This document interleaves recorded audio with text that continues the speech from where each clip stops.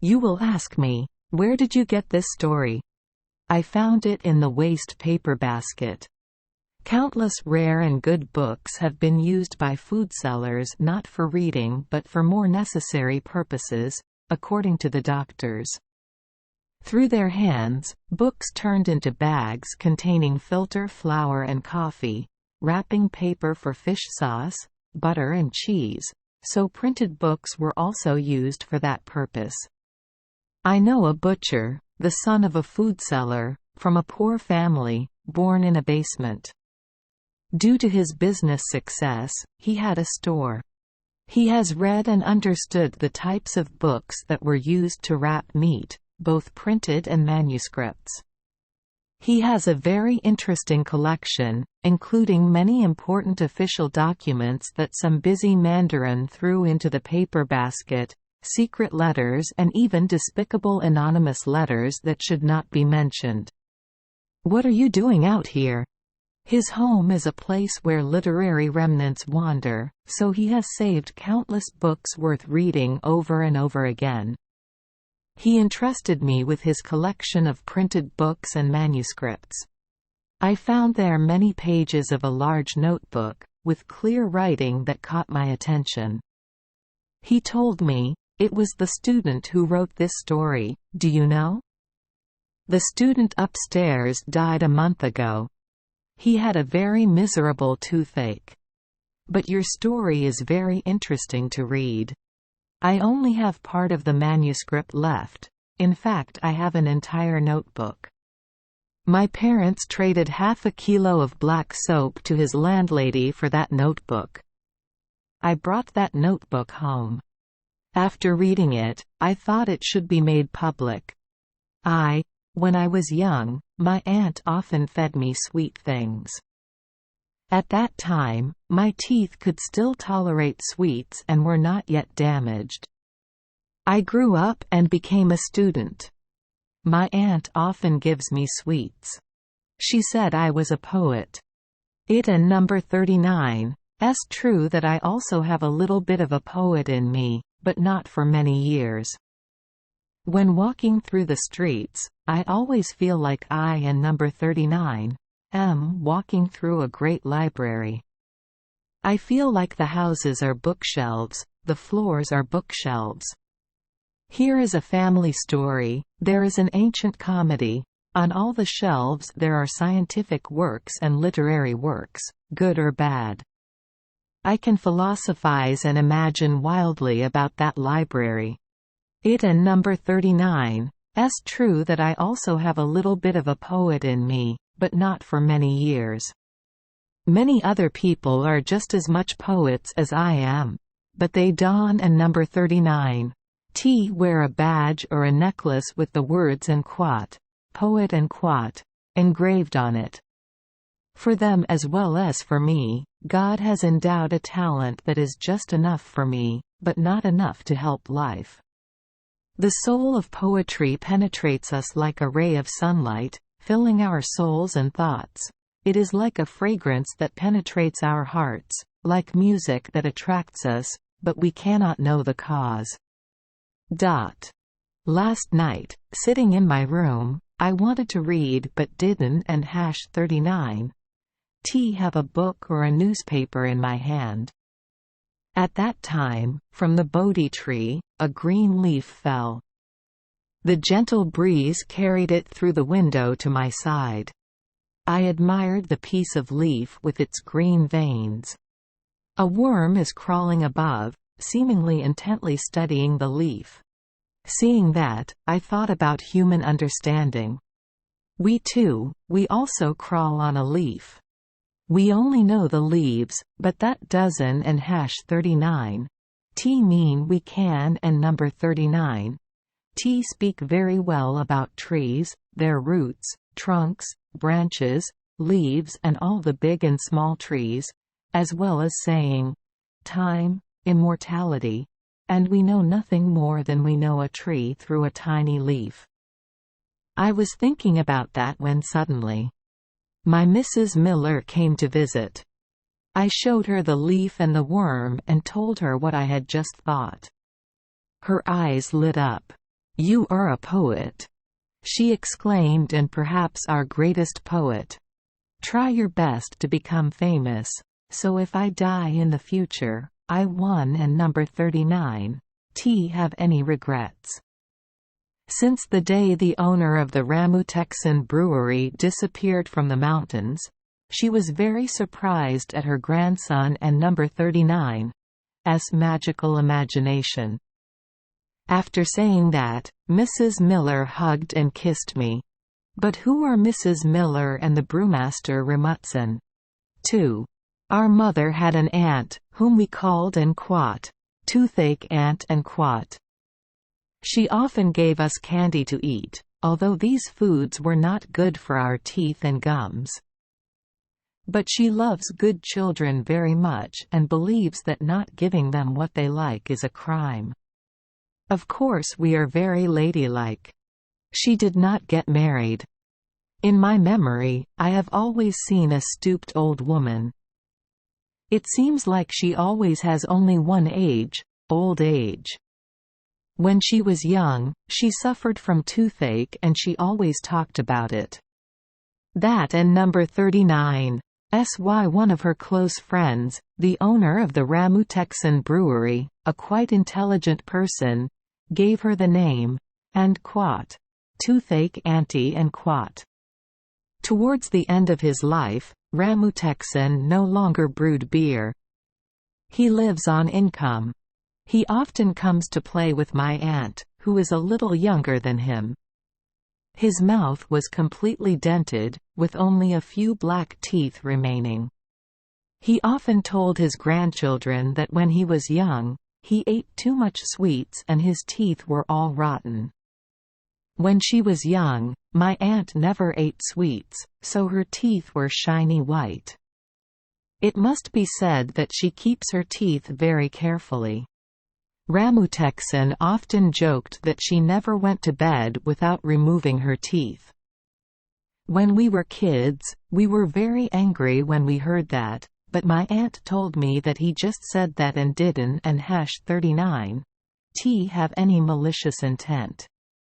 One morning, at breakfast, she recounted the terrible dream she had the night before, in which she lost a tooth. She said, "That means I have lost a boyfriend or girlfriend." The brewery owner smiled and said, "If that tooth is a false tooth, then perhaps you have lost a false friend." What a mess! My grandmother shouted loudly. Until now, she has never been so angry. A little while later she said that this was just a joke from her old friend and added that he was the best person on earth, and when he died he would turn into a fairy in heaven. I thought about the story of becoming a fairy and wanted to know what would happen to him then. When the two of them were young, Ramutsen asked my aunt. She thought for a long time, then waited forever. In the end she remained alone, but remained his loyal girlfriend. Then the owner of Ramuteksen brewery passed away. A luxurious hearse took him to the cemetery. Following behind was a long procession of people wearing formal uniforms, their chests full of medals. He must have transformed into a winged fairy, and I believe he will appear to everyone. I ask, "Grandma, will he come? Who and number 39's coming, dear?" "The fairy Ramutsen." My aunt exclaimed in shock. "This boy will become a great poet."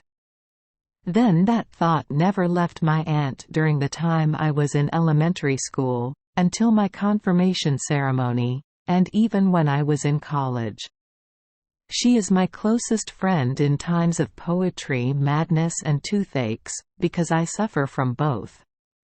She once told me, "Whatever thoughts come to you, just write them down and put them in a drawer."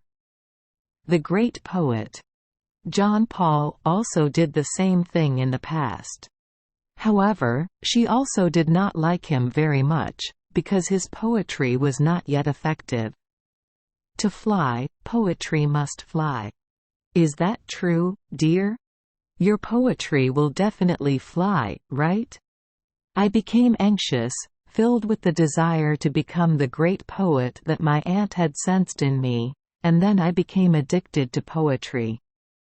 But there is an even more severe disease, a frantic toothache, that is tormenting me. I crawl like a snake, squat like a toad, or bend like a worm. Sometimes my aunt says, "You have also experienced pain like that." And there was a sad, painful smile on her lips. Her white teeth sparkled. But I have to start a new chapter in my grandmother and number 39's story. 3. I have found a new place to live and have been staying for a month now. I told my aunt. I live in a house like many other houses. Even when I rang the bell 3 times, they didn't and #39 pay any attention to me. In addition, the house is very noisy. Rain, wind, people all kept rushing like a storm. I in number 39 am right above the door. A car entering or exiting also leaves a mark on the wall. The door shook like there was an earthquake.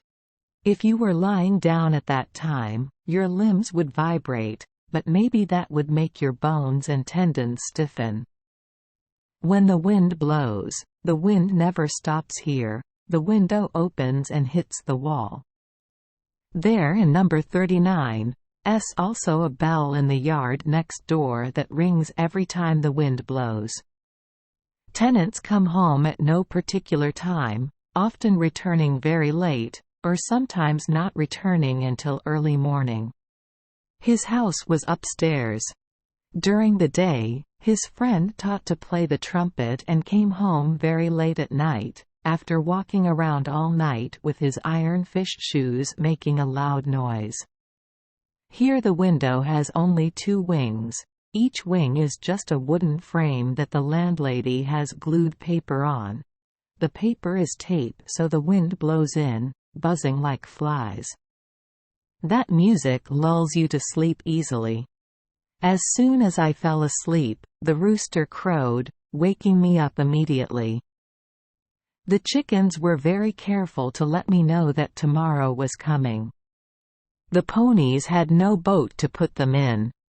People tied them to the door, and they played with the door to stretch their muscles and bones. Early in the morning the gatekeeper, who lived with his wife and children in the granary, went down the stairs, his feet pounding. The sound of clogs squeaking and the door banging made the whole house shake. A moment later, it was the neighbor upstairs and number 39's turn to start exercising, lifting weights that were too heavy for him. Before he could lift them, the weights fell down, and so on. As for the group of people in the house, even though it was time to go to revolutionary school, they still wandered in and out, jostling each other and screaming loudly. I went to the window, opened it to breathe in some fresh air, and if the maid downstairs wasn't and #39 washing clothes at that time, it would be lucky for me. Washing clothes is her daily pastime. That and number 39's the story of the house I live in. My words touched my aunt very much. She shouted, "You are a poet. You just need to write down what you just said and you will become as great as Dickens. Moreover, I like your writing more than his writing. Your writing sounds very moving. I just talked and drew. When I describe the scene of my house, people think they see the house right before their eyes. Continue working on your essay." Now she wants to hear something lively and very human and quaint. So I continued. To describe very realistically my house, the noises in the house and also about me, the motionless character. IV. Late one night in winter, after singing time. The weather was terrible, a blizzard broke out, making few people dare to go out. My aunt went to the theatre, and I took my aunt there and brought her home. Saying and quat, lead and quat, is a bit of an exaggeration, because traveling alone is already very difficult. Who else can you lead? The carriages are all occupied. My grandmother and number 39's house is at the beginning of the city, and my house is near the theatre. We walked very hard, our feet stepping in the snow, in the middle of the storm. I helped my aunt, sometimes lifting her up, sometimes pushing her away. We only fell 2 or 3 times. We walked to my door and stopped to shake off the snow. We had already shaken off the stairs, but there was still enough snow left to sprinkle the waiting room. We took off our coats. My landlady lent my aunt dry socks and a robe. She said she needed to dress warmly and added that in such weather my aunt should not go home. She invited my aunt to sleep in her room, and she would sleep on the sofa, near the window leading to the next room, which was usually locked tightly. A fire started burning in the stove. The landlady put a pot of tea on the table, and my small room became cozy. But anyway, it and number 39's not as good as my aunt and number 39's house. In the winter, there are thick curtains covering the doors, and there are carpets on the floor twice. Being in that place is like being in a bottle with warmth and a tight seal. However, as I said, sitting in my room is not too uncomfortable. Outside, the wind blew crazily. My aunt started telling the story.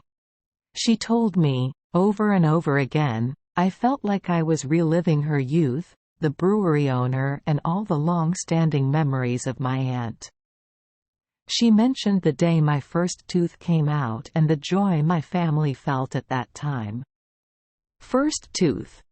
The innocent tooth sparkled like a drop of milk, a baby tooth. Then another one grew, many more, both upper and lower teeth, beautiful baby teeth. However, they are only pioneering, temporary teeth, because they are not necessarily real teeth, teeth that last throughout a person and number 39's life. Then wisdom teeth grow, like army wings on the left and right sides of the teeth. They were born amid terrible pain. Then one follows the other and gradually falls off. Before the end of life, they quickly fell off, until the last one. Therefore, although the soul is still young, man has become old. These thoughts are not pleasant, but that is the subject of our story. We relived our youthful years, and we talked until midnight.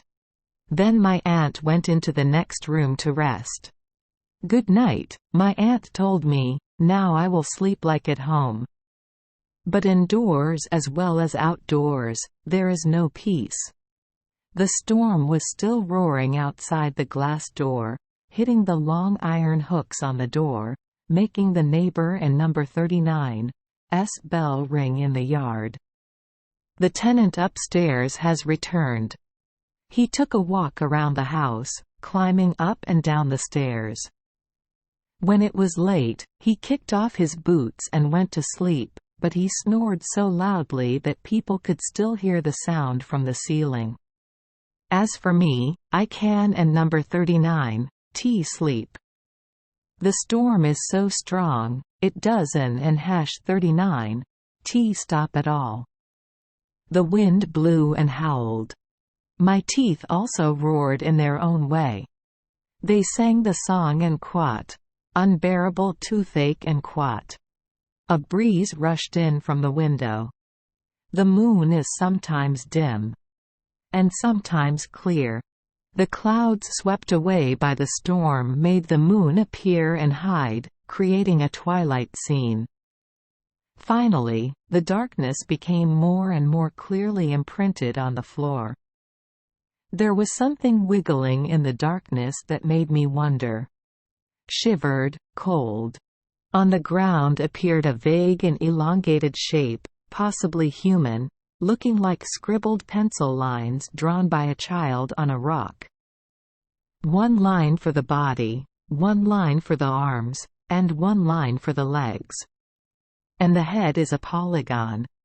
Each time the shadow became clearer, it looked like a woman wearing a dress. I heard a whisper. I wonder if it and number 39 SA shadow talking or the sound of horseflies buzzing outside the glass window. But not. It is Mrs. Toothache, the terrible monk of the underworld. Dear God, Dawn and number 39. Let her visit us. This place is really great, Mrs. Neok whispered. The soil is very good, but it and number 39 muddy, so it and number 39 easy to plant deeply. A flock of mosquitoes with poisonous proboscis came together. Now it and number 39 my turn to grind the awl against my teeth. The teeth of the old man lying on the bed are so white. That set of teeth despised all sour things, sweet things, hot things, cold things, chestnut shells and plum seeds. But we can restrain them and blow cold air into their teeth, making them catch a cold. You are a poet, she continued. I can read to you all the poems you wrote about pain. I want to give you the feeling of iron and steel piercing through you. I want to vibrate all your tiny nerves. At that moment, it seemed like someone stabbed a burning needle into my jawbone. Wow, what a great toothache! She said it and number 39 like a grand organ. That and number 39 great. There were also trumpets, drums, and the roaring sounds of the wisdom teeth. Such a piece of music is worthy of a great poet. And she continued to perform. She has a very disgusting-looking face. Just seeing her hands, those gray, cold hands with long fingers and needle-pointed fingers, was scary enough. Each finger is an instrument. The thumb and index finger are needles and beak-shaped drills. The tip of the middle finger is a pliers, the ring finger is a twisted needle, and the little finger is a poisonous mosquito venom sprayer. I will teach you to find poetic topics, she said. A great poet has to go through a terrible toothache. A small poet just goes through an ordinary toothache, which is enough to be poetic. I begged, oh God. If so, please put me in the small category. It and number 39 best not to put me in any category at all. I only write poetry when I feel inspired, like when people have a toothache. I and number 39 am not her person. Get out. Get out. So you admit that I am stronger than poetry, philosophy, mathematics and music? My prestige is greater than that of people painted with paint and carved into statues. I am older than all of them. I was born near the garden, outside, where the wind blows and frogs crawl. I helped Eve and Adam cover their bodies against the cold. You can believe that the first toothache was not a bad one. Yes, I believe it all, I replied, but go away. Just go away. Okay, I will go if you stop writing poetry, stop writing poems on paper, in notebooks and on the table. But if you still write poetry, I will come back. I said, I assure you, and I hope not to see you again. You will see me again, but in a slightly fatter, cuter form than now. You will see that I am just like Aunt Miller, and I will say to you, and quote, write poetry, my dear child. You are a great poet, perhaps our greatest poet. Listen to me. End quote. And start writing. I will put your poetry to music and play it on your teeth. End quote. After that, she disappeared. She said goodbye with a needle stabbed into her jaw. But the pain subsided very quickly. I felt like I was swimming in a peaceful river. On both banks were broad green leaves leaning out, sinking into the water and opening and closing. I drowned with them, immersed in peace and comfort. There was a voice singing, "Die! Melt like snow! Evaporate into vapor and fly into space like clouds." Through the water I read the shining names of people, the words embroidered on the flag of victory, a certificate of immortality engraved on the wing of a veil. I slept soundly, but did not dream. I no longer hear the whistling wind, the banging door, the bell next door ringing, and the heavy footsteps of the tenant upstairs exercising. How happy! A gust of wind pushed the door of Miss Toothache and number 39's room open. She woke up, put on her shoes and socks, got dressed and walked into my room. She later recalled that at that time I was sleeping like a fairy, so she did not dare to wake me. I suddenly woke up and opened my eyes. I had completely forgotten that and stayed here, but then I suddenly remembered. Dream and reality are mixed together. Since we broke up last night until now, you haven't and number 39's written anything. She blames me. Why Dawn and number 39's you write? You are my poet, and will forever be your poet. I felt her smile was cunning. I and number 39's am not sure whether that person is my beloved Aunt Miller or the disgusting lady I met at night and asked to stop writing poetry. Dear child, have you written any poems yet? Not yet. I shouted, are you Miss Miller?